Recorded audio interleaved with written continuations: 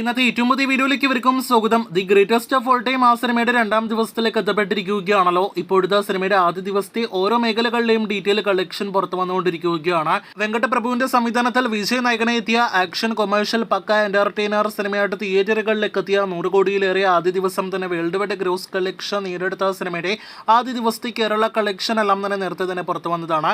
5,80,00,000 സിനിമയുടെ കേരള ഗ്രോസ്.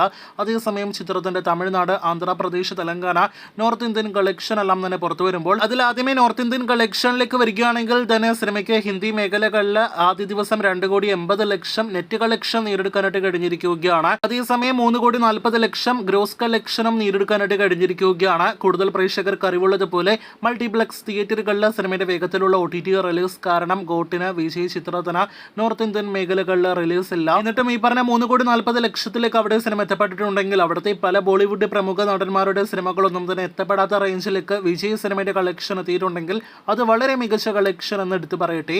തമിഴ്നാട്ടിലും സിനിമ വളരെ മികച്ച കളക്ഷൻ നേടിയെടുത്തിരിക്കുകയാണ്. അതിരാവിലെ ഷോകൾ ഇല്ലാതിരുന്നിട്ട് പോലും 30 കോടി കടന്നിരിക്കുകയാണ്. The greatest of all time എന്ന സിനിമയുടെ ആദ്യ ദിവസത്തെ തമിഴ്നാട് ഗ്രോസ് 31 കോടിയാണ്. തമിഴ്നാട്ടിലെ സിനിമയുടെ ആദ്യ ദിവസത്തെ യഥാർത്ഥ ഗ്രോസ് കളക്ഷൻ. ഈ വർഷം ഇതുവരെ റിലീസ് ചെയ്ത തമിഴ് സിനിമകളിൽ ഏറ്റവും ഉയർന്ന FT കളക്ഷൻ ആണ് കോട്ട നേടിയെടുത്തിരിക്കുന്നത്. ഇനി ആന്ധ്രാപ്രദേശ്, തെലങ്കാന കളക്ഷനിലേക്ക് വരികയാണെങ്കിൽ 3 കോടിയിൽ പരമാണ് ചിത്രത്തിന്റെ ആദ്യ ദിവസത്തെ ആന്ധ്രാപ്രദേശ്, തെലങ്കാന കളക്ഷൻ. കേരളത്തിന്റെ അതേ അവസ്ഥയായിരിക്കും ആന്ധ്രാപ്രദേശ്, തെലങ്കാന സംസ്ഥാനങ്ങൾക്ക് വരാനായിട്ടിരിക്കുന്നത് എന്നാണ് പുറത്തുവരുന്ന വിവരം. നമ്മുടെ കേരളത്തിലേക്ക് 17 കോടിക്ക് ഗോകുല മൂവീസ് കൊണ്ടുവന്ന സിനിമയുടെ രണ്ടാം ദിവസം മുതലുള്ള, അതായത് ഇന്ന് മുതലുള്ള ഗോട്ടിന്റെ കേരള ബുക്കിംഗ് ഒട്ടും നല്ല ശുഭസൂചനയല്ലോ നൽകുന്നത്. കേരളത്തിലെ വിതരണക്കാരന് കനത്ത നഷ്ടമുണ്ടാക്കുമെന്ന് ഉറപ്പാക്കപ്പെട്ട സിനിമ കേരളത്തിൽ ഡിസാസ്റ്റർ സ്റ്റാറ്റസ് ഇതിനോടകം തന്നെ ഉറപ്പാക്കപ്പെട്ട് കഴിഞ്ഞിരിക്കുകയാണ്.